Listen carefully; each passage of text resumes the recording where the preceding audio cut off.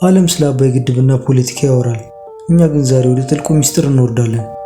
ከጣና ሐይቅ ማዕበል ስር በጥንታዊ ገዳማት ግድግዳዎች ውስጥ የታሸጉና ዓለም ገና ያልሰማችሁ ትንቢቶች ምን ይላሉ? አባይ ዝም ብሎ ወንዝ ነው ወይስ በምድር ላይ ያለ የገነት ወንዝ? የጥንት መጻሕፍት ስለ አባይ መጨረሻና ስለ ኢትዮጵያ ትንሣኤ የተነበዩት አስደንጋጭ ሚስጥር አሁን መፈጸም ጀምሯል። እስከ ቪዲዮ መጨረሻ አብራችሁን ቆዩ። ምክንያቱም ዛሬ የምነግራችሁ ታሪክ መጽሐፍ ላይ የምታገኙት ሳይሆን በበረሃና በገዳማት የተሰወረ እውነት ነው። ክፍል 1 ገነትን የሚያጠጣው ወንዝ። አባይ ለኢትዮጵያውያን ተራ ውሃ አይደለም። በጥንታዊ መጻሕፍት በተለይም በብሉይ ኪዳን ጊዮን ተብሎ የሚጠራና ገነትን ከሚያጠጡ 4 ወንዞች አንዱ እንደሆነ ይታመናል። ይህ ወንዝ ከኢትዮጵያ ምድር መነሳቱ ብቻ ሳይሆን መንፈሳዊ ኃይል እንዳለው ይነገራል። የጥንት አባቶች እንደሚሉት አባይ በምድር ላይ የሚፈስ ውሃ ብቻ ሳይሆን ሰማያዊ በረከትን የሚያመጣ የበረከት መስመር ነው። ክፍል 2 የጣና ገዳማትና የተሰወሩት ጽላቶች። ወደ ጣና ሐይቅ ስንሄድ ደግሞ ሚስጥሩ ይበልጥ ይገዝፋል።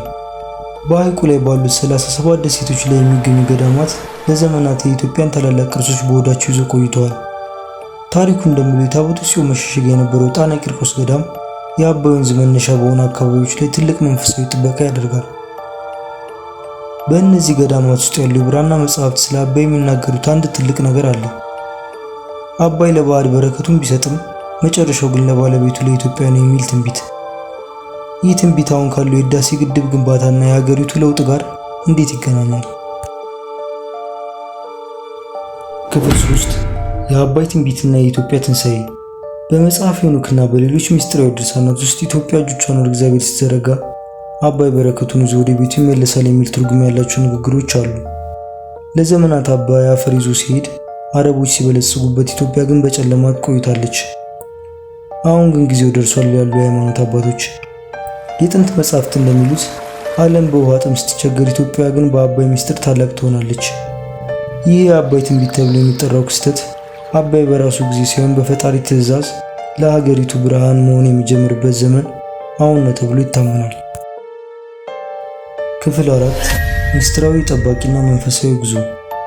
አባይ መነሻው ሰከላ ቢሆንም በጣና ውስጥ ሲያልፍ የሚፈጠር አንድ ምስጢር አለ። አባይ ጣናን ሰንጥቆ ሲወጣ ውሃው እንደማይቀላቀል ይነገራል።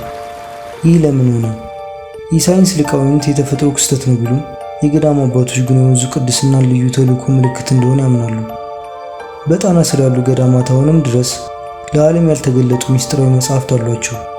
እነዚህ መጻሕፍት ስለ አባይ መጨረሻ፣ ስለ ዓለም ፍጻሜና ስለ ኢትዮጵያ ሚና የሚናገሩት እጅግ አስገራሚ መረጃዎች አሏቸው። አባይ ለምድራችን ስጦታ ነው። ምስጢሩ ግን ገና አልተፈታም። በጣና ገዳማት የተጻፈው ትንቢት አሁን እየተፈጸመ ይሆን? ኢትዮጵያ በአባይ በኩል የምታገኘው ታላቅነት የጊዜ ጉዳይ ብቻ ነው። እናንተ ስለ አባይ ትንቢት ምን ሰምታችኋል? ከዚህ በፊት የሰማችሁት አስገራሚ ታሪክ ካለ በኮሜንት አጋሩኝ። ቪዲዮ ከተመቻችሁ ላይክ እና ሼር በማድረግ ለሌሎች አድርሱ። ለቻናላችን አዲስ ከሆናችሁ ደግሞ እንደዚህ ያሉ ምስጢራዊ ታሪኮች ለማግኘት ሰብስክራይብ ማድረጋችሁ እንዳትረሱ። በቀጣይ ቪዲዮ እስከምንገናኝ ሰላም ቆዩ።